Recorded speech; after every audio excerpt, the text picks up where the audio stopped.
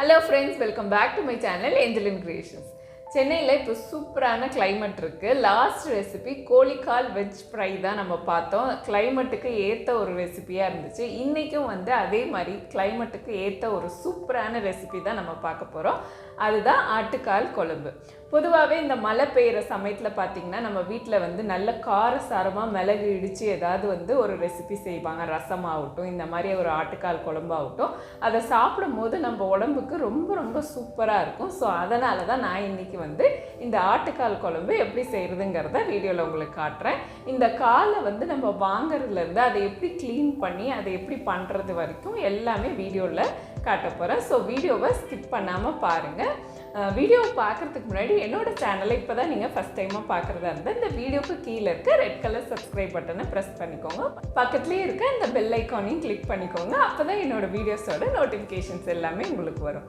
இப்போ வாங்க இந்த ரெசிபியை எப்படி செய்யறதுங்கிறத பார்க்கலாம். ஆட்டுக்கால் குழம்பு செய்கிறதுக்கு நான் ஃபஸ்ட்டு என்னோடய மார்க்கெட்டுக்கு போயிட்டு ஆட்டுக்கால் வாங்கிக்கிட்டேன். இந்த ஆட்டுக்கால் நான் 2 ஆட்டுக்கால் வாங்கினேன். 8 பீசஸ் இந்த மாதிரி கிடைக்கும்.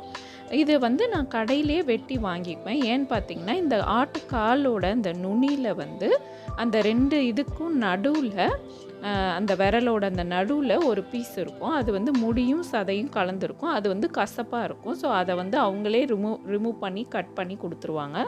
ஸோ இந்த மாதிரி கட் பண்ணி வாங்கிட்டு வந்ததை ஒரு 1/2 hour நல்ல சுடு தண்ணியில் போட்டு வச்சுடுவேன். ஒரு ஓரமாக வச்சுடுவேன். அந்த சுடு தண்ணியில் அதை நல்லா ஊறிட்டு 1/2 hour கழித்து அந்த தண்ணியெல்லாம் ஆறின பிறகு அதை எடுத்து ஒவ்வொரு பீஸாக க்ளீன் பண்ண ஆரம்பிப்பேன். இந்த மாதிரி ஒரு பீஸையும் மேலே இப்படி சுரண்டும் போது அது மேலே இருக்கிற அந்த ப்ரௌன் பார்ட்டெல்லாம் ரிமூவ் ஆகிடும். இந்த மாதிரி எடுத்துட்டா இந்த ஆட்டுக்கால் அந்த ஒரு ஸ்மோக்கி ஃப்ளேவர்லாம் இல்லாமல் நல்லா ஃப்ரெஷ்ஷாக இருக்கும். அது மட்டும் இல்லை, சம்டைம்ஸ் இந்த கீழே இருக்கிற இந்த பகுதியிலலாம் சில முடி இருக்கும், ஆட்டோட முடி. அந்த முடியெல்லாம் பார்த்து நம்ம எடுக்கணும். ஸோ அந்த அளவுக்கு க்ளீனாக செஞ்சால் தான் ஆட்டுக்கால் நமக்கு சாப்பிட்றதுக்கு டேஸ்ட்டாக இருக்கும். நான் சொன்னல நடுவில் இந்த மாதிரி இருக்கும் 2 காலோட அந்த நுனியில். அதெல்லாம் நான் அங்கேயே ரிமூவ் பண்ணிவிடுவாங்க. தவறி ஏதாவது ரிமூவ் பண்ணாமல் இருந்தால் நீங்கள் அதை பார்த்து எடுத்து ரிமூவ் பண்ணிடணும். அதே போல் செம்மறி ஆட்டை விட வெள்ளாட்டுக்கால் குழம்புக்கு ரொம்பவே சூப்பராக இருக்கும். அதாவது கோட் லெக்ஸ் ரொம்ப ரொம்ப டேஸ்ட்டாக இருக்கும். சில ஆட்டுக்காலோட ஸ்கின்னே இந்த மாதிரி பிளாக் கலரில் இருக்கும். அதனால் ஒன்றும் பிரச்சனை இல்லை. நீங்கள் அதுக்காக ஒயிட்டாக ஆக்கணும்னு சொல்லி ஸ்கின்னை ரிமூவ் பண்ணிடாதீங்க. மேலே இருக்க ஜஸ்ட் அந்த ஸ்மோக்கி ஃப்ளேவரை மட்டும் நம்ம ரிமூவ் பண்ணால் போதும். இந்த மாதிரி எல்லாத்தையும் வாஷ் பண்ணி ஒரு ஓரம் வச்சுடுங்க. இப்போ இதுக்கு தேவையான மசாலா என்னென்னு பார்த்துடலாம். பூண்டு, மிளகு, சீரகம், கல்லுப்பு, மஞ்சத்தூள், இதெல்லாம் தான் இதுக்கு தேவையான பொருட்கள். இதெல்லாம் நான் இப்போ ஒரு அம்மிக்கல்லில் போட்டு இடிக்கணும். ஃபஸ்ட்டு மிளகும் சீரகத்தையும் ஒரு அம்மிக்கல்லில் போட்டு இடிச்சுக்கிறேன். இதை அம்மிக்கல்லில் தான் இடிக்கணும்னு இல்லை, நீங்கள் மிக்ஸி ஜார்லேயும் போட்டு கிரைண்ட் பண்ணி எடுத்துக்கலாம். நல்லா ஸ்மூத் பேஸ்ட்டாக கிரைண்ட் பண்ணி எடுத்துக்கலாம். மிளகு சீரகம் எல்லாம் ஒரு டேபிள் ஸ்பூன் உங்கள் வீட்டில் காரம் எவ்வளோ விருப்பப்படுவாங்களோ அதுக்கேற்ற மாதிரி போட்டுக்கலாம். பூண்டு ஒரு ஃபுல் பூண்டு நான் ஒரு 7-8 பல்லு இருக்கிற மாதிரி அந்த பெரிய பூண்டு அப்படியே எடுத்து போட்டிருக்கேன். இது எல்லாத்தையும் ஒரு பேஸ்ட்டாக நம்ம இடித்து எடுத்துக்கிறோம். இப்போ நம்ம வாஷ் பண்ணி ட்ரெயின் பண்ணி வச்சுருந்த அந்த ஆட்டுக்கால் பீசஸ்லாம் ஒரு குக்கரில் போட்டுட்டு அதில் மஞ்சத்தூள், கல்லுப்பு, நம்ம இடித்து வச்சுருந்த மிளகு, சீரகம், பூண்டு இதையும் சேர்த்துட்டு நல்லா மிக்ஸ் பண்ணி விட்டுடலாம். மிக்ஸ் பண்ணி விட்டுட்டு நல்லா ஒரு 2 சொம்பு அளவுக்கு தண்ணி ஊற்றிக்கோங்க. அந்த மட்டன் அந்த பீசஸ், அந்த லெக் பீசஸ் ஃபுல்லாக மூழ்கிடணும். அந்த அளவுக்கு ஃபுல்லாக தண்ணி ஊற்றிக்கோங்க. இதை கொஞ்சம் தான் இருக்கேன்னு சின்ன ப்ரெஷர் குக்கரில் போட்டுறாதீங்க. அப்போ இதோட அந்த தண்ணியெல்லாம் விசில் வரும்போது வெளியே வந்துடும். ஸோ ஓரளவுக்கு ஹைட்டாக இருக்கிற ப்ரெஷர் குக்கரில் போட்டுக்கோங்க. ஏன்னா இது ஒரு 8லேருந்து ஒரு 10 விசில் அளவுக்கு நம்ம விட்டு எடுக்கணும். அப்போ தான் அந்த காலெல்லாம் கொஞ்சம் நல்லா சாஃப்டாக குக் ஆகி இருக்கும். சாப்பிட்றதுக்கும் நல்ல டேஸ்ட்டாக இருக்கும். ஸோ குக்கரில் வச்சுட்டு நீங்கள் ஒரு 8 விசில் விட்டு எடுத்துக்கோங்க. எடுத்துகிட்டு இதோட விசில் வெயிட் அடங்குற வரைக்கும் வெயிட் பண்ணிக்கலாம். இந்த வேக வச்ச தண்ணி இருக்குல்ல, அந்த தண்ணியை நம்ம அப்படியே ஆட்டுக்கால் சூப்பாக குடிக்கலாம். குழந்தைங்களுக்கும் கொடுக்கலாம். அவங்களுக்கு ரொம்ப ரொம்ப நல்லது. நான் இப்போ எதுவும் சூப்லாம் எடுக்கல, குழம்பு டைரெக்டாக வைக்க போகிறேன். அதுக்கு சாம்பார் வெங்காயம் ஒரு 20 எடுத்திருக்கேன். 1/2 மூடி தேங்காய், இவ்வளோதான் வந்து இதுக்கு தேவையான பொருட்கள். ரொம்ப ரொம்ப சிம்பிளாக செஞ்சிடலாம்.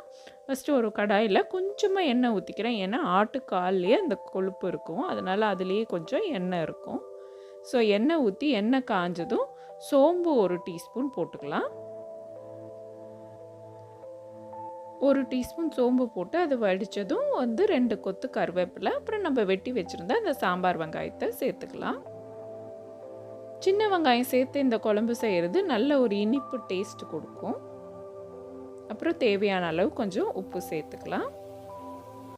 மஞ்சத்தூள் 1/4 teaspoon, plain chilli powder 1 teaspoon, கலந்து அரைச்ச மிளகாத்தூள் 1 டீஸ்பூன், அப்புறம் தனியாத்தூள் 1 டீஸ்பூன். இந்த காரமெல்லாம் உங்கள் வீட்டில் வந்து எந்த அளவுக்கு காரம் விருப்பப்படுவாங்களோ அதுக்கேற்ற மாதிரி போட்டுக்கோங்க. நான் ஆல்ரெடி நல்ல மிளகு காரம் வச்சுருக்கனால காரம் கொஞ்சம் கம்மியாக தான் இதில் வச்சுருக்கேன். அந்த மிளகு ஃப்ளேவர் வந்து இந்த குழம்புக்கு ரொம்ப ரொம்ப சூப்பராக இருக்கும். இப்போ நம்ம வேக வச்சுருந்த எல்லா ஆட்டுக்காலையும் சேர்த்தாச்சு. அந்த குழம்பு கொதிச்சுட்டு இருக்கிறதுக்குள்ளே தேங்காய் அரைச்சி எடுத்துக்கலாம். நான் 2 ஆட்டுக்கால் எடுத்துருக்கனால இன்றைக்கி ஒரு சின்ன சைஸ் தேங்காயில் 1/2 மூடி தேங்காய் ஃபுல்லாகவே சேர்த்துக்கிறேன். நீங்கள் எவ்வளோ அளவு போடுறீங்களோ அதுக்கேற்ற மாதிரி நீங்கள் தேங்காய் அளவை அட்ஜஸ்ட் பண்ணிக்கோங்க. இப்போ இந்த தேங்காவை வந்து நல்லா தண்ணி ஊற்றி ஃபைன் பேஸ்ட்டாக அரைச்சி எடுத்துக்கலாம்.